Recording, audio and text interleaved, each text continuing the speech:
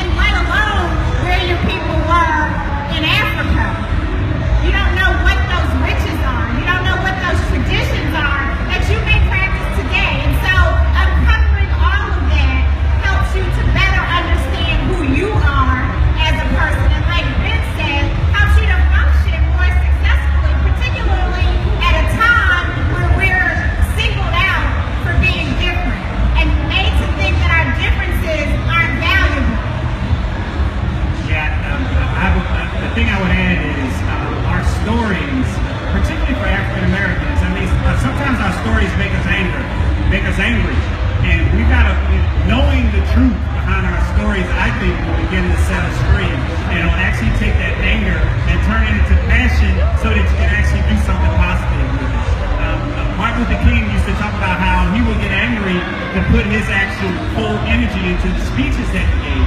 The anger is what brought the passion. But then once you switch from anger to passion, you can actually turn that passion into something that's positive.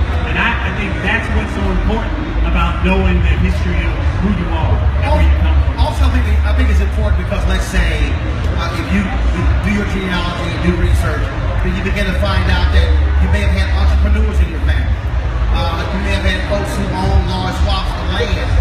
So now all of a sudden, you have a different perspective on what your family was like then compared to what your family is like today. And that also positions you differently than where you're going to be in the future. I can say that I traced one of my lineages, my father's father's father's line, back to the house of people living in Nigeria using his DNA. And what I found is that the Hausa are the business people, particularly the women. So it's no mistake that I run a business. It's no mistake that all the people in my father's line are entrepreneurs. It's inside of me. And now that I know that, on those days when I get frustrated, like, what am I doing? Maybe I need to try to get a job at Walmart, stop doing this on my own. I remember that that's who I am. That's who I come from. Yes, you know, one of the things is that when we start thinking about our genealogy, we have grandparents, we have mothers and fathers and people that have shared stories with us. And I know I listened to a story shared to me by my own grandmother. And that story was that her grandfather owned a lot of land. Now can you imagine listening to someone who was born in 1894 talk about her grandfather who was born in 1855? Well, I traced it, and indeed he did own a lot of land. 159 acres of land in Louisiana.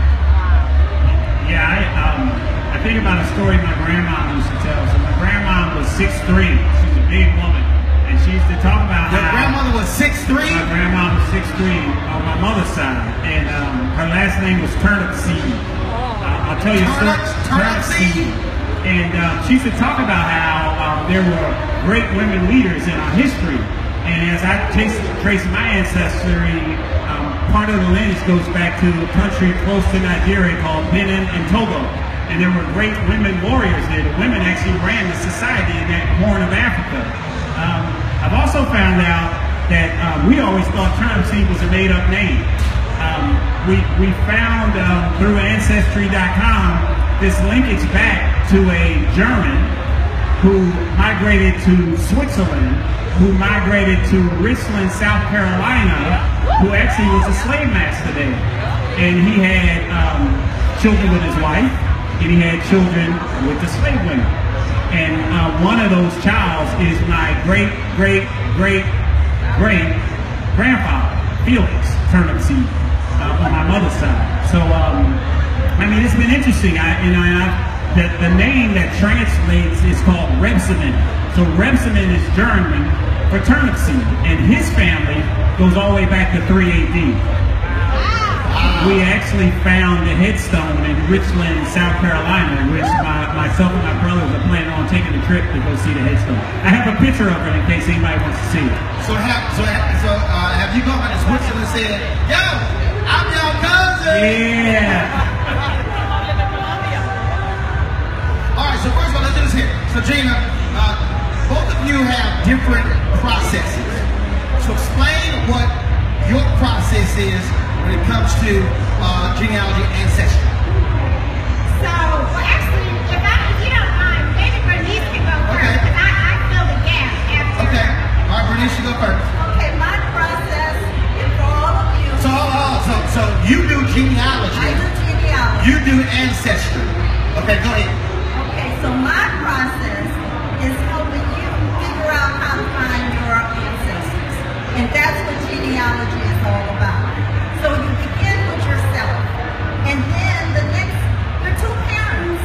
Well, of course, two parents and four parents. You have four grandparents. And you keep tracing those ancestors back as far as you can go. Now, the way to do that is to check all the documents in your own house. You know, some people jump online before they even look at what's at home.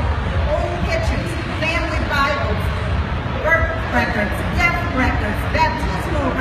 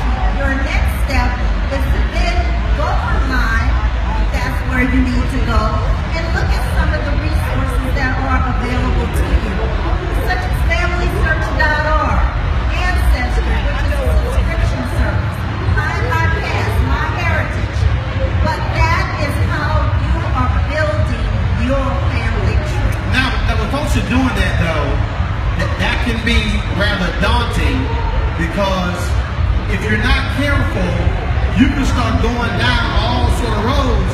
So when folks are working on the family tree, explain to them why they must be focused, then not let this thing just get real unwieldy.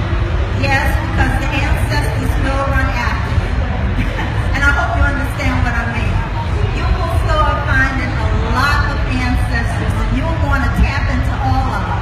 But no, you want to be focused. You want to pick the ancestor that you can find information on and trace them as far as you can go, and then go to the next one. The question is, what's your theory? What do you want to know, and what don't you know? If you can't figure that out, then don't even try to start tracing somebody that you don't know anything about. So start with the known, and then work yourself back as far as you can. All right, then. So Gina, now explain your process. So when you do the paper trail, when you look at the records or you collect oral stories, a lot of people don't even want to tell the story because our histories were so painful. And genealogy takes time and an investment in your resources. What we do is once you hit a brick wall with that paper trail, we bring in DNA. So with just your own DNA, that which is inside of you, swabbing the inside of your cheek, we then can compare that to DNA from all over the world. And we at AfricanAncestry.com, we have the largest database of African lineages in the world, period. As a Black-owned company, we're very proud of that. And so then we compare your DNA to that DNA to look for a match. And when we find a match, we can tell you the present-day country that you share ancestry with. So we're not just going to say you're African. We're not just going to say you're West African. We're not going to say you're from somewhere on the Gold Coast, but the actual country and the people. So we can tell people you share ancestry with the Akan people living in Ghana today, or the Mandinka people living in Senegal today, like Kunta Kinte was from the Gambia in Roots. We can get that specific, but like with genealogy, we look at one branch of the family tree at a time. We don't go trying to tell you about everybody, all those ancestors. We look for one at a time, and then we reconnect you to your ancestral roots. Now, with that, again, how would you actually do it? So, just for folks who don't know, explain that DNA process. Okay, so we each get 50% of our DNA from our mother and 50% from our father. So if your mother's yellow and your father's blue, then what color are you going to be? Green, right? So imagine we're all green, but we have a little yellow dot, a little bit of DNA that we got from our mother that didn't mix with anything we got from our father. That's mtDNA, mitochondrial DNA. You probably learned about it in the 11th grade in biology. We look at that. I was paying attention. You weren't paying attention. Okay. So we look at that little bit of your DNA, not all of it, just that little yellow dot, and we compare it to yellow dots that we've collected from all over Africa, from 40 different countries, mostly West and Central Africa. And the fingerprint, if you will, is the same. And so we look for your genetic fingerprint, and we compare it to the other fingerprints to look for a match. And I'll tell you that in our history, our 13-year history, we found matches for over 99% of the people we've tested. Now, they're not all African. I can't guarantee that your ancestry is going to be African. If we trace the turnip seed line, it's going back to Germany. But he's still black. He's still a black man, right? It's just that one branch of his family tree went to Germany. But when it's African, which it is most of the time, we can be very specific. So Ben, what was your process? So what did you do? So I started with my dad, who is 92 years old now, and he's got two sisters older than him. And so they argue all the time, and they have tons of stories. So I didn't know that this was the process that you were supposed to start with, but it's actually how I started. I wrote those stories down, and then I used Ancestry.com. I'm still waiting on my results from AfricanAncestry.com. but I use Ancestry.com to actually start tracing my roots back. And the cool thing about, I'm an old IT guy, the cool thing about that application, it gives you these hints. It finds things that it says this may be connected to you, which is how I actually trace my mom's. My dad's, I can only go back so far, but my mom's, I was able to trace back a lot further.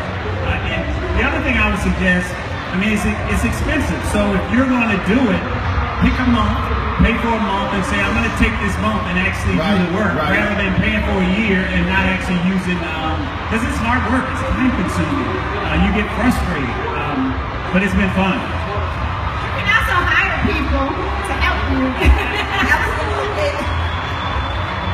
But it's not easy, and it takes time, and it's systematic. You have to have a research plan. How many folks have African Ancestry helped? We've helped over 700,000 people find their roots. And so if you imagine one And not just black folks. No, not just black folks. Now some white folks get shocked when they find out they stuff go back to Africa. They do, but they're not as shocked as the black people are mad when I tell them it goes back to Europe. I catch it for that. But yeah, one person takes the test, the results are the same for everybody in the family on that line. So when we get your paternal results back, your results will be the same for everybody in your family who comes from your father or your grandfather and so on. And also you did the maternal test, so those results will be the same for everybody who comes from your grandmother. So it's a great family project. Okay, so also, but let's explain this here. Okay, we're talking about DNA. So we have a mother and a father, but we also want to know our grandmother and grandfather on our mother's side, and also our grandmother, grandfather on our father's side. So if we're doing, our mother's side, who has to get tested? Okay, so everybody in this whole place can trace their maternal line because we all have that yellow dot that we got from our mother, she got it from her mother, she got it from her mother. So that means is, so what we have to do is trace our mother's side. We can get smart. It's gonna go all the way back on our mother's side. 500 to 2,000 years. Okay, but on our father's side. So you have to have a man. So any man Okay, that don't mean you gotta have a man as in a husband or a boyfriend. Go ahead, I'm sorry. Any man in here can take the test for the paternal line, and then as women, we need our fathers, our brothers, our uncles, grandfathers, some male on our father's side to take that test for Okay, us. so for me to know, so on my, okay, so let's say on my mom's side, my grandmother, my grandfather. For me to know where my grandfather's line, I have to get one of my mother's brothers. Exactly. Okay. Now, on my dad's side, who do I get over here? You can do it for your father's line, the Martin men. So because I'm a man, I can go all the way back. Okay. And then to get your grandmother on that side, you need somebody with her yellow dot. So one of your father or one of your aunts and uncles or one of your cousins. So, okay, so if I did my dad, he'll have his mom and dad. There's two separate tests, but yes, he could get both. Right. So my dad will have mom and dad. Yes. But my mom will not have my grandmother and grandfather. Right, she needs her brother. Got it. Okay, all right. Y'all got this straight? Yeah. Y'all look confused as hell. Y'all like, I don't know. What are you talking about? How many of you have actually done African Ancestry? 1, 2, 3, 4.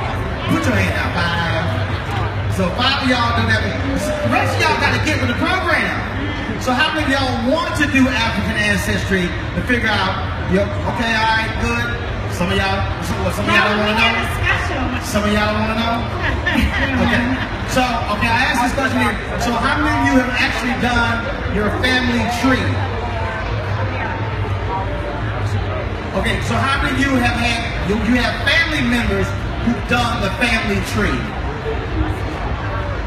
Okay, got it. Okay, so I gotta ask you this question here. So how extensive, give me an example of how extensive you've seen somebody's family tree. Well, actually, Roland, your tree. No, I'm talking about, when I say extensive, I'm talking about somebody who did mother, father, grandfather, then they just went aunts and uncles, and they have you seen a family do this huge family project? I have seen some very huge trees. However, many of the people's trees that I have seen have had European ancestry. And they have been able to do more extensive trees than those of African. Well, like every time you get a white president, they're like, so-and-so is the 18th cousin removed of the Queen of England. You didn't see those stories when Obama got elected. Okay, all right, Bernice. So the last several weeks, let's see what time it is. I think we can do it right now. Yes. All right. So the last several weeks, Bernice has been doing my genealogy. Now, luckily, I have lots of family members, and they've done some of this stuff before, so she had a great head start. And like everybody else, she called me. I'm like, look, I don't know. Call my mama. I'm like, look, I can't help you. Call my mama. If my grandmother was still alive, I would tell her, call my grandmother. All right? So, before we do this here, now, Gina, who we going to do first? Okay, we're going to do her first, all right? So she's about to reveal her research about my genealogy. Are y'all recording this? Y'all recording this? All right, you gotta make sure you're recording this. I'm gonna cut you. All right, cool. Okay, everyone. First of all, Roland did the right thing. He said, call my mama. Call my mama. So I have to say hats off to Roland's mama because she is definitely into her family history. So let's put up the first image. All right, let's see here. Well, that's mine. So should I go? All right, take that down. Take that. We ain't doing that one yet. Okay, there That was the DNA. We're gonna get to that second. All right, we need Bernice They had slide. the first image on. Bernice slide, the first image. Okay, the first image that you're looking at, and I can see it in front of me, I hope it comes up. You will see Roland's third great-great-great-grandparents on his paternal side. That's his great-great-great-grandfather. What's their name? Cash Marshall. Cash Marshall. Born in 1853 in Kilgore, Texas. That's on my dad's side. That's right. That's on his My dad's side. paternal side. And Isabel Mayfield Marshall. Isabel Mayfield Marshall. That's right. That's a good-looking brother. Good like with a fantastic family history. All right. Cash Marshall owned a wagon company. He was a farmer. He has he's been in the newspaper. Some controversy, but Shocking. controversy, of course. But it's very interesting that his wife, Isabel Mayfield's father is named Reese Mayfield. Reese? And Reese, that's right. Reese Mayfield registered to vote in 1867 in Texas. Now, I want you all to know that's a big deal. You know why? Why? It's after the Civil War, and he exercised his duties as a citizen, and he registered to vote. And I found him on the voter registration list. Y'all see how he getting on y'all about voting. I said, that's why he's an activist. That's right. That's right. So let's go to the next image. All right. Next. Okay, now this is the image, and it's Cash Marshall's death certificate. Now, the reason I put that up there is because it does list his mother's name and his father's name. His father is Frank Marshall, and his mother, look at it again, Tabby Samples. And I found Tabby Samples with Cash in the 1870 census. But there's something else I want to show you because, as I said, his father is Frank Marshall. So let's go to the next image. Now, Frank Marshall, I don't know if anyone understands what you're looking at, but Frank Marshall was a Confederate soldier. I've been damned. Okay, hold on. Frank Marshall. Frank Marshall. Was Frank Francis Marion Marshall. No, he was not black. Frank Marshall wasn't black? He was not black. So Frank Marshall was Cash Marshall's daddy? Absolutely. And his daddy was a Confederate soldier? That's right. I told you I can't stand them Confederate soldiers. Okay, and you see this book? It's called The Texas Corner of the Confederacy. Right here. Oh, I got it. Page 107, you will find a description of his death, where it is recorded in a book about how he died in 1860. He died of an epileptic fit. That's what you get for being a Confederate soldier. He was buried with full military honors beneath the widespread boughs of a large live oak tree not far from camp. Okay, all right. Okay, so that's your ancestor. Now we're being told to move We got it. forward. Girl, don't worry about them. Go ahead. You got more? Oh, that's a lot. Go. Okay, so I'm going to now move on to your maternal line. Tell them I got this. You got time? Go. Now that was his Texas line. Right. He That was also, for my dad's side. that's your dad's Now we side. go to my mom's Now side. we're going to the maternal because There'll be a lot more white folks on this side. 50% from your father, 50% from your mother. So I can't talk about his father's side without saying something about his mother's side. So my mama had all research. Go ahead. Okay, so his mother's side is from, guess what, folks? Louisiana. Opelousas, Louisiana. That makes sense. Which I knew. And Appaloosas. not only Opelousas, Louisiana, but he is also a descendant of free people of color.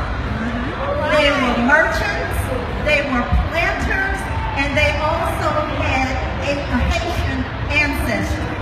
In some of the documents, they spoke French, some of them spoke French and English. Creole? And so this is a Creole. death certificate of one of your You ancestors. said the vessel certificate. Death Death certificate. certificate. But you also found in the research a ship manifest. Okay, so let's keep going back because I wanted to find a connection to Haiti really bad. Which I already knew existed. But go ahead. He knew it existed, but She wanted proof. let me tell you something about genealogy. We look for evidence, we look for proof, so you can't just say it, we have to find it, okay? But I knew. But he knew, but I still had to find it, and I did find it. I found Pierre Lemon, born in 1803. He was Pierre Lemon? Did it have a D on it or L-E-M-O-N? Lemon, Okay. born in 1803 in Louisiana. And I found his son, Pierre Lemon, born in 1828. Now, the reason I'm telling you about them is because one was a merchant and one was a planter. These are your ancestors. And they are traveling in 1860 from St. Mark, Haiti to New Orleans on the ship Laurel. They were bringing goods back and forth. No, they're listed as being from Louisiana. However, as I continue to do research on Haiti, what I found is that in America, we didn't keep as much records. You know, Louisiana, you have to think about the Louisiana Purchase, and Louisiana, you have to think about the Haitian Revolution. We did have people coming here, and there were ads in the paper asking for people in Opelousas to go back to Haiti. So that's what we're seeing. We're seeing movement back and forth. So what happened is, when I was growing up, my grandfather, a Haitian choir, sang in a Catholic thing. My grandfather was conversing with them in Creole, and they were naming Lemons. Because she said lemon. So I have some relatives that are lemon in Louisiana, but my grandfather is Lemon with a D in Texas. So I don't know when that D was added, so it's actually lemon and Lemon. But I do know, because I was there when the conversation took place, when they were recounting Lemons from Haiti, because they were conversing with my grandfather. All right, so Gina's now going to explain ancestry of the DNA of Mama and my dad's side?